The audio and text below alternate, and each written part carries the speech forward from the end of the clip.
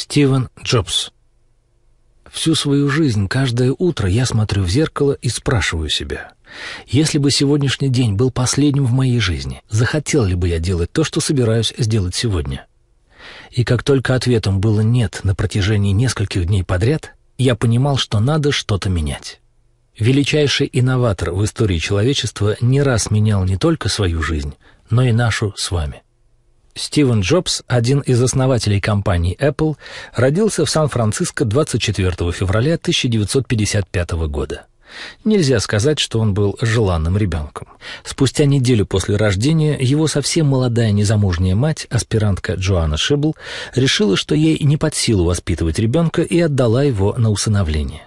Вместе с отцом малыша, который тоже был аспирантом сирийского происхождения, они поставили единственное условие – мальчика должны усыновить родители с высшим образованием.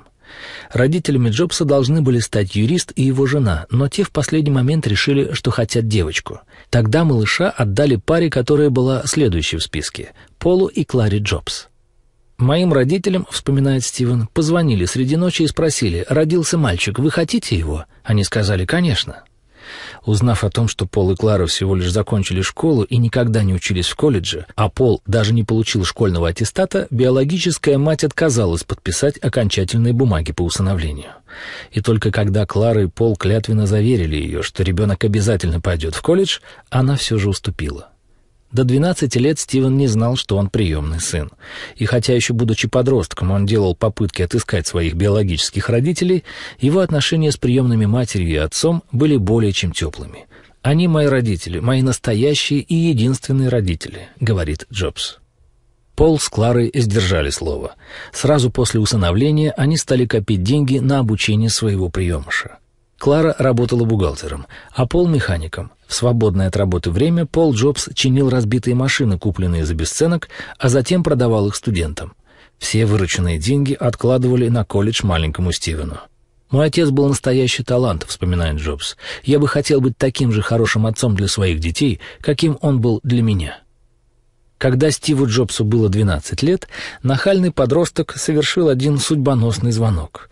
Он позвонил домой самому Уильяму Хьюлетту, тогдашнему президенту компании Хьюлетт-Паккард, и попросил прислать ему недостающие детали для какого-то электроприбора.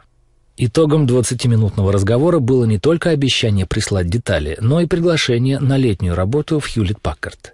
Именно там Стив Джобс встретился с человеком, знакомство с которым определило его дальнейшую судьбу. Джобс познакомился со Стивеном Возняком, техническим гением, без которого впоследствии знаменитая коммерческая хватка Джобса ничего бы не стоила. В 1972 году Стивен Джобс окончил школу и поступил в колледж Рид в Портленде, штат Орегон.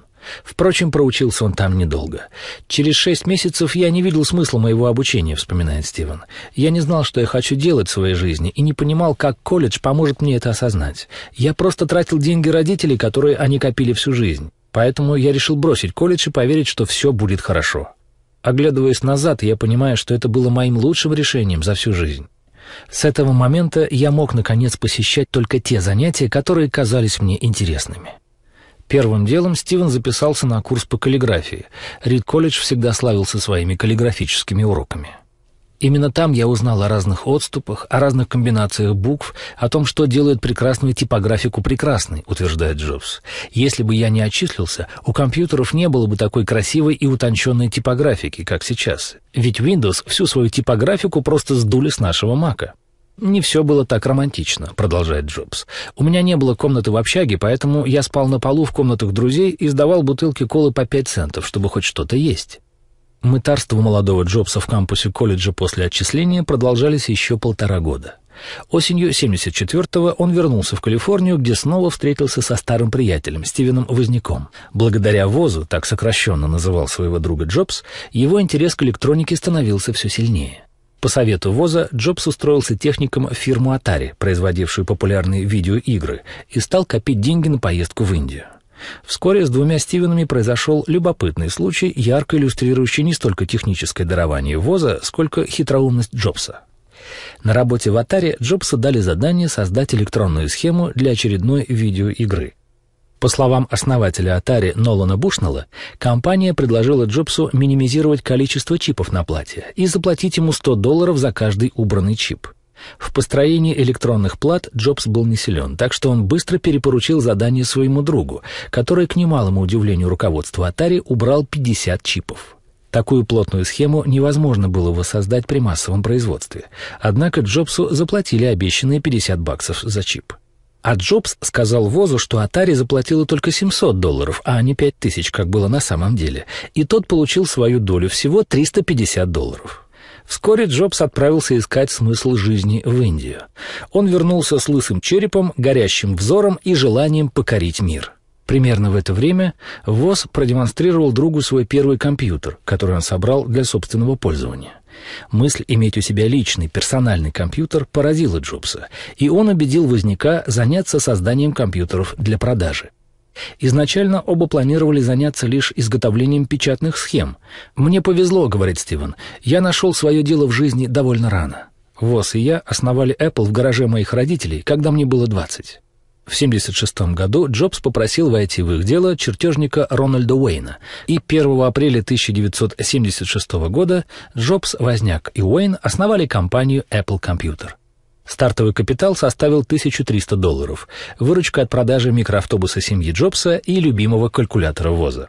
Джобс уговорил друга уволиться из Hewlett-Packard и продолжить изыскание по разработке компактного и дешевого компьютера, чем босс и стал заниматься в том же гараже.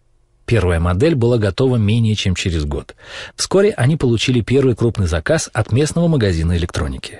Так как денег на детали взять было неоткуда, Стив Джобс применил свой дар красноречия и получил у поставщиков кредит на 30 дней. Получив детали, Джобс, Возняк и Уэйн собирали машины круглосуточно. И уже через 10 дней поставили магазину всю партию, 50 штук. Первый компьютер компании назывался Apple One. Продавался он по цене $666.66. Возу всегда нравились числа из одинаковых цифр. Несмотря на, казалось бы, появившиеся перспективы, Уэйн потерял веру в успех начинания и ушел из компании, забрав свою долю в $800. В том же году Возняк завершил работу над прототипом Apple II, который стал первым массовым персональным компьютером в мире.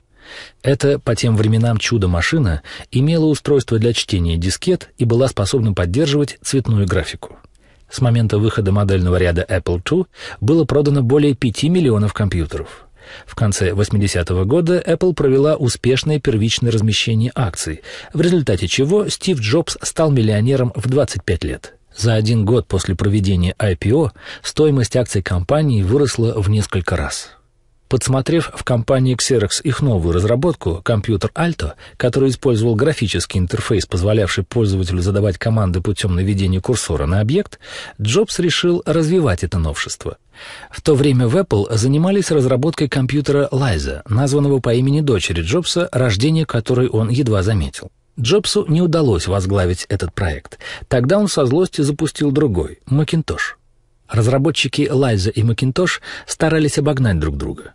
Каждая команда заявляла, что выпустит свой продукт раньше и добьется более высоких продаж. Джобс проиграл гонку. В 1983 году именно Liza стала первым массовым компьютером с графическим интерфейсом. Но раскрутить свою разработку соперники Джобса так и не смогли. Вслед за коммерческим провалом Liza последовал триумф Макинтоша, компьютера, который произвел революцию в отрасли. «Неужели ты не хочешь изменить мир?» — кричал Джобс, убеждая исполнительного директора Pepsi-Cola Джона Скалли перейти на работу в Apple. Скалли проникся высокой идеей и стал директором Apple. Именно благодаря Скалли несколько лет спустя Стивен Джобс был вынужден уйти из основанной им компании. «Как вас могут уволить из компании, которую вы основали?» — вспоминает Джобс. По мере роста Apple мы нанимали талантливых людей, чтобы помогать мне управлять компанией. И в первые 5 лет все шло хорошо. Но потом наше видение будущего стало расходиться, и мы в конечном счете поссорились. Совет директоров перешел на их сторону, поэтому в 30 лет я был уволен, причем публично. То, что было смыслом всей моей взрослой жизни, пропало. Но оказалось, что увольнение с Apple было лучшим, что могло бы произойти со мной. Бремя успешного человека сменилось легкомыслием начинающего. Я вновь стал свободен и вошел в один из самых креативных периодов своей жизни.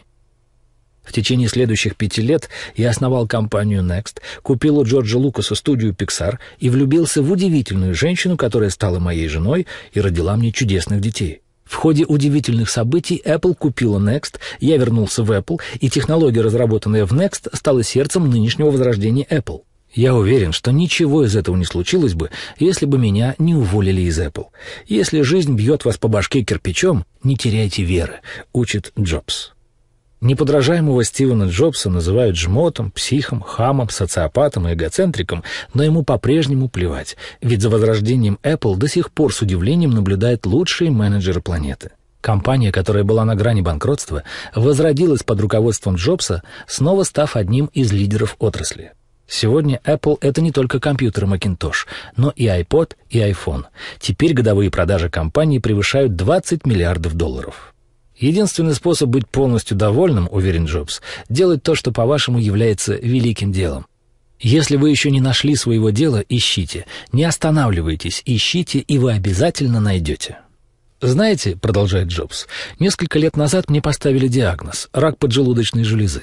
Врач сказал, что мне надо уладить все свои дела и попрощаться с родными, потому что жить мне осталось месяца 3-4. Я прожил с этим целый день.